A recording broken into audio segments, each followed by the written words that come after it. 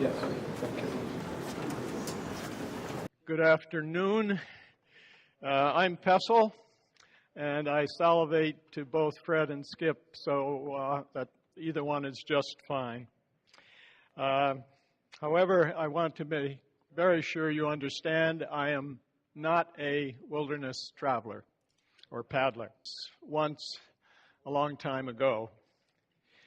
And I've never been to a canoeing symposium before, one among paddlers.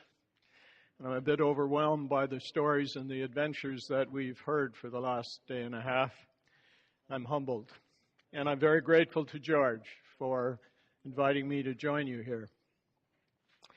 For 40 years or so, following my Dubawnt journey, I considered it a personal experience, a private experience, formative, maturing, uniquely precious, but not something others might be interested in. Then in 1996, George Grinnell's book, A Death on the Barrens, was published, and the critical response to the book informed me that indeed many people were interested and were influenced by Grinnell's account. Well, it took still a long time for me to act on my conviction that Grinnell's Dubawnt narrative is seriously flawed. But I have finally completed memoir manuscript that George noted, and that includes my journal, the day-to-day account, and the journal account of another member of the party, Peter Frank. It's an attempt to provide an objective chronologic record of our experience. And the memoir includes an afterword in which I discuss some of the issues that I have with Grinnell's narrative. But I'm not here today to offer a critical rant on another's perspective.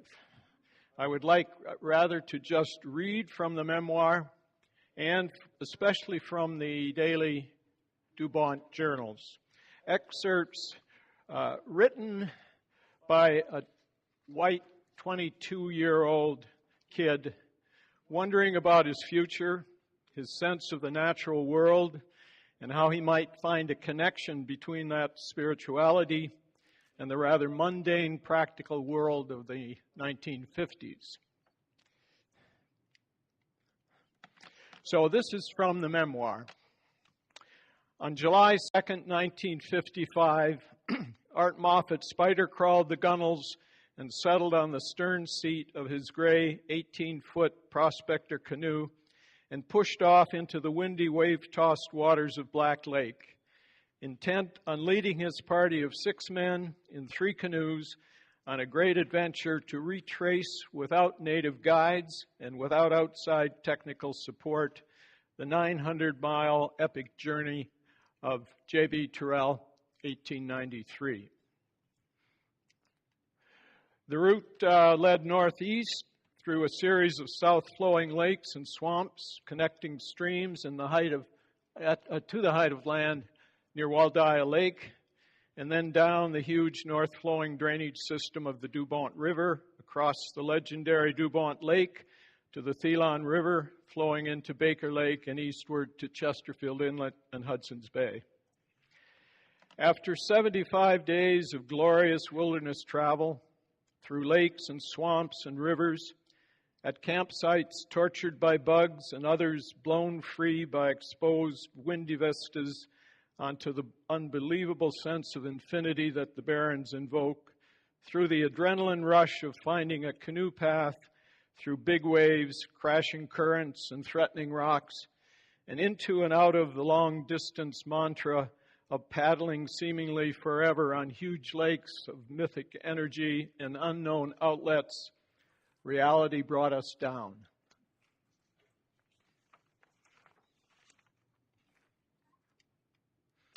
The weather grew harsh, freezing temperatures, wind-driven snow, dwindling food supplies, and deteriorating equipment pushed us hard to travel faster, more efficiently, and ultimately we made a fatal mistake. We approached the rapids entering Marjorie Lake with caution, but without an onshore look. Standing up in our canoes as we floated toward the rapids, we saw a modest current sweeping toward a right-hand bend and drove our canoes into that initial current V. The rest is wilderness canoeing history. 2 of the 3 canoes capsized, losing most of the party's food and gear to the river and dumping Art, Joe, Bruce, and Skip in the swirling, frigid waters at the bottom of the rapids and against a small island at the south shore of Marjorie Lake. Art Moffat died that day. Now reading from the 22-year-old's journal accounts. This is for June 28, thank you, June 28 at Black Lake. The day was spent packing the remaining supplies in every conceivable container we had available. Boxes, cartons, crates, duffel bags, tarpaulins, paper sacks. And then the problem of estimating a canoe load. The little birch bark practically disappeared under the pile of supplies. But finally, after much pushing, shoving, and cursing, the canoe was loaded with 1/3 of the total provisions.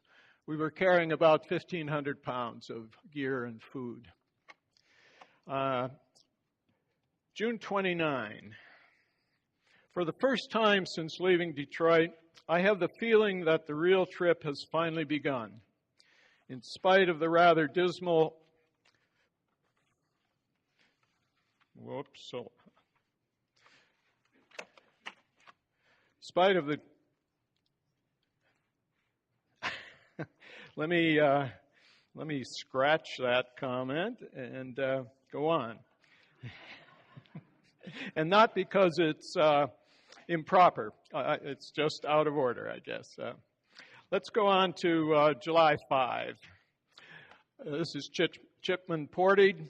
Again, a journal entry. Completed this 2.5-mile monster. 3 trips totaling 12 miles pretty well finished me. Draft boards, Dana, Hanover, geology, skiing, cruising the Caribbean, all mesh in the plodding rhythm of a well-loaded trail and generally drown out the thoughts of why the hell am I here? Never again. And then when it's all over, even the most forbidding bush becomes a warm, friendly camp. And pride, satisfaction mingle comfortably with fatigue and the luxury of a warm sleeping bag.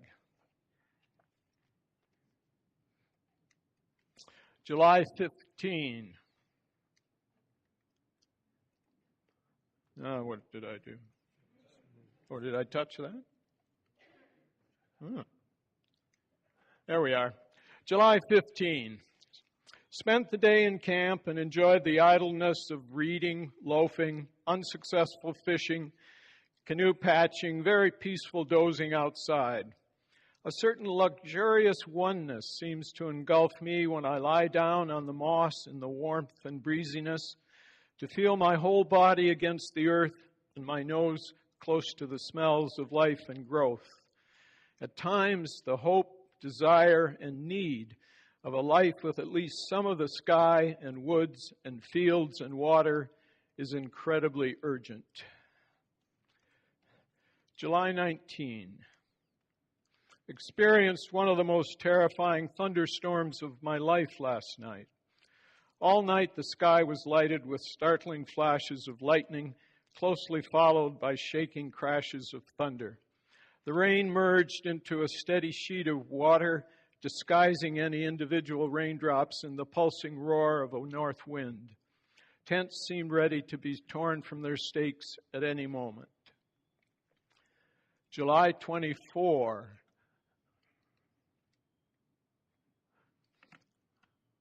Is that framed adequately? Yeah, okay. July 24, Waldia Lake, temperature 40 degrees Fahrenheit. Instead of continuing to lessen, the wind shifted to the west and freshened at noon. So for the 3rd day in a row, the waves penetrating cold bound us to our Waldia camp. With annoying regularity, each passing cloud dumps a small shower of rain in its shadow and makes the cold even more noticeable.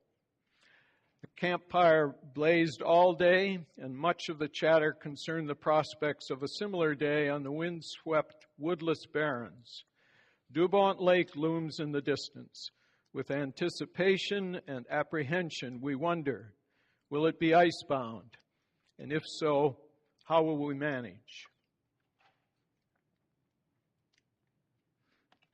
When the sun does shine, as it did last evening, the sunsets and evening hours are magnificent. The sun becomes a hub of shimmering light, centering in orange and then flowing outward into soft reds and yellows against the pastel blue-green background of the Arctic sky.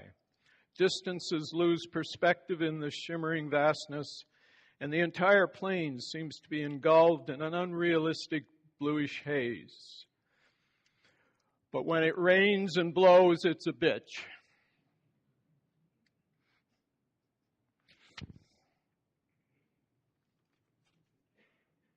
July 28. The day was dominated by beautiful, swirling, puffing, multicolored clouds, continually changing position and texture against the background of the light blue sky and the exciting tension of running a long succession of rapids. 3 of the rapids required long consultation, and finally, after much hemming and hawing, mentally diagramming various options, I led the way down. Art seems somewhat overly cautious, probably due to the risk of camera equipment. On the second run, Bruce and I led again, and as we waited in the quiet pool below, Pete came down with word that Art had swamped.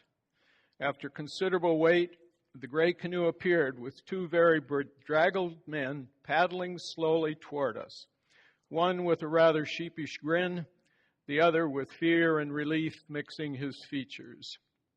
The last rapid of the day was so exciting that the tension throughout the run and the release at the bottom were almost identical to those of a tight slalom ski run.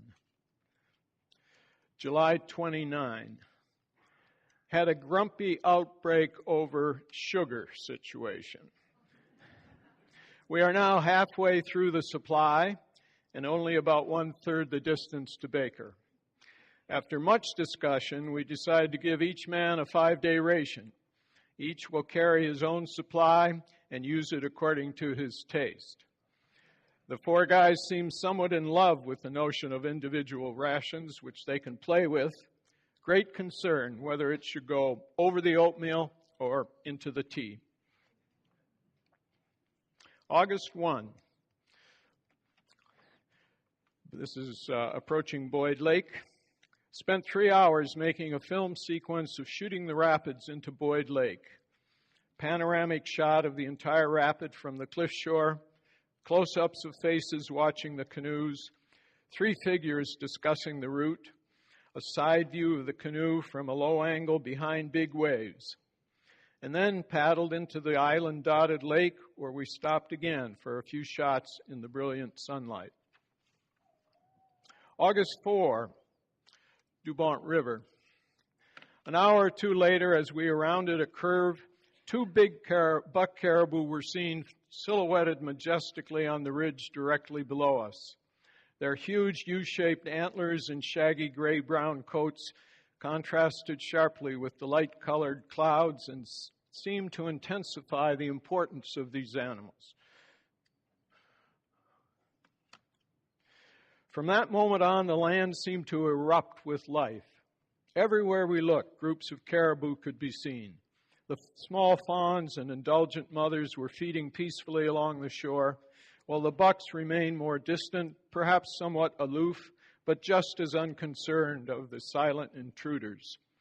Bruce and I approached 2 caribou in the water and paddled alongside for a while, watching the powerful, heaving animals with uplifted heads and fear-rolling eyes. August 12. We sat around the fire until quite late this evening, nursing a boiling pot of soup stock made of caribou backbone chopped in chunks and reinforced by the usual pot of tea, hoping to see a predicted meteor shower. But occasional clouds and the general twilight prevented it from being more than a few traveling sparks. Later on, when the evening tea invited me out into the chilly night, I was treated with a brilliant picture of an almost full moon shining down from a cloud-swept sky onto the black rippled waters of this widening in the Dubawnt. No meteors, but wisps of rising steam created an eerie Hamlet-like scene. Witches and ghosts were lurking everywhere. Bright stars peered down through momentary openings in the clouds and seemed to be strange eyes from another world looking in on this wilderness scene. August 21, Dubawnt River, approaching Dubawnt Lake. After paddling most of the day against a cold, gusty headwind, we reached the shore of this tremendous lake, and although we are still among the river islands, the occasional glimpse between the smaller islands affords an impressive view of this immense body of water. It resembles any of the Great Lakes in coastal view, and certainly is awe-inspiring when we contemplate crossing it by canoe. The lake extends north for 60 miles, and we expect to cover almost 100 in coastline travel. As yet, there is no sign of ice, and in spite of cold weather, I'll be quite surprised to see any ice pack. The sun seems too prevalent. The camp was bothered by wolves for the first time tonight. 4 of a larger pack, we could hear the howling, appeared on a ridge by camp, and one was bold enough to come very close to a tent.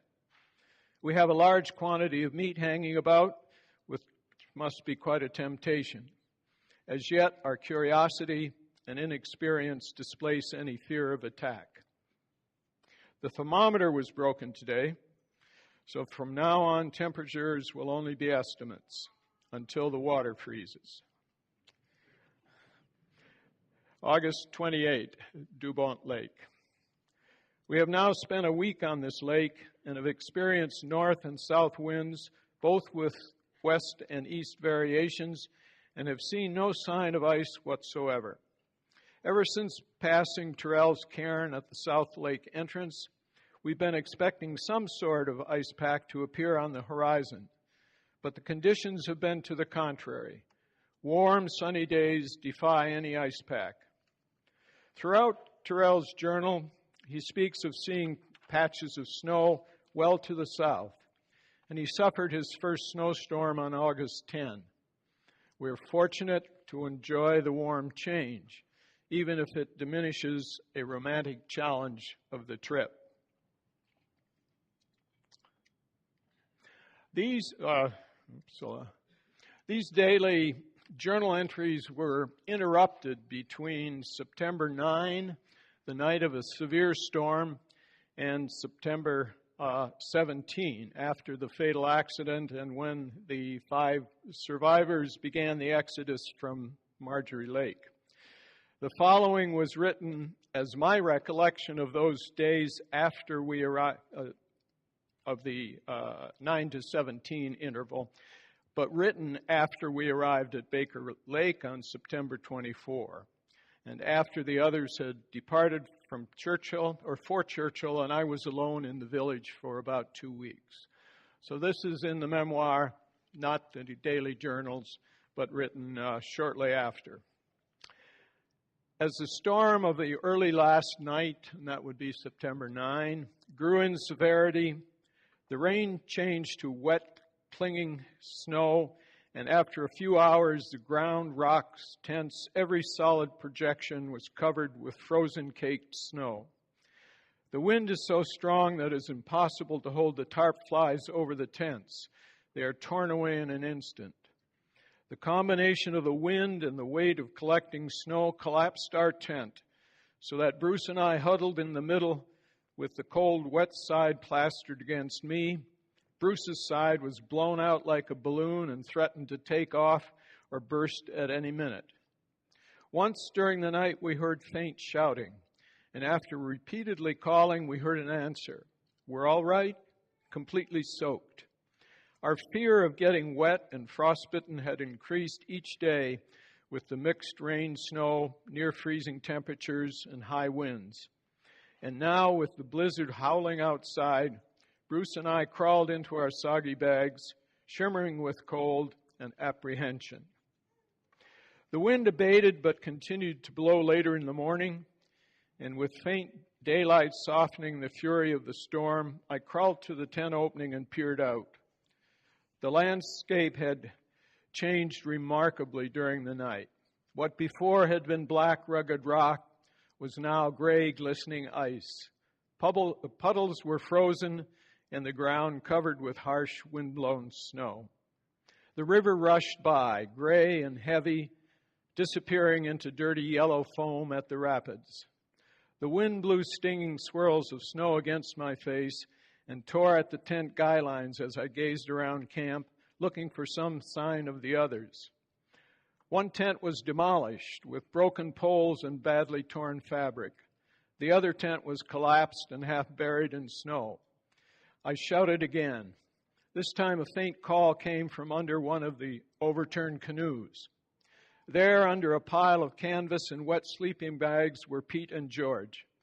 Their tent had been torn apart early in the storm, and they had spent the rest of the night huddled under the canoe. Together, we dug out the other tent and found Art and Joe perched on a pile of wet clothes in the middle of a puddle. They had pitched their tent in a small depression. Soon it flooded and then collapsed under the weight of the snow. It took us 3 days to recover from this blizzard. We were dazed. It had been cold before and uncomfortable, but never so sudden, so furious. Our equipment was not intended for such conditions. Our minds were not accustomed to traveling in snow flurries with ice forming in quiet pools at river's edge and on our paddles with each stroke. So up at daylight, 4 men breaking camp, 2 preparing breakfast, then into the canoes. Every hour we stopped, crawled stiffly out of the canoes and ran up and down the rocky shore until the circulation returned to warm and sting our feet. Then off again, racing northward in the swift current. Snow flurries were frequent, the temperature usually near freezing, the wind blew incessantly. But there was an occasional break in the leaden sky when the sun warmed us briefly. We still had time to get out. And this to end from the memoir. The tragedy of September 14 occurred, in my opinion, not because of Art Moffat's alleged mental instability, nor from some sort of Zen nonsense, but because Art and I tried to concurrently accomplish 2 mutually exclusive objectives: canoe travel and documentary filming of that journey. The demands of these opposing goals delayed and distracted our commitment to river miles. The deteriorating weather exacerbated our concerns about dwindling food supplies, damaged equipment, and unknown downstream conditions. And importantly, changed our modus operandi from cautious land-based scouting of rapids to a floating assessment as we were sucked into the headwater V's of each successive rapid. It worked for several days and many rapids, except for one. Thank you.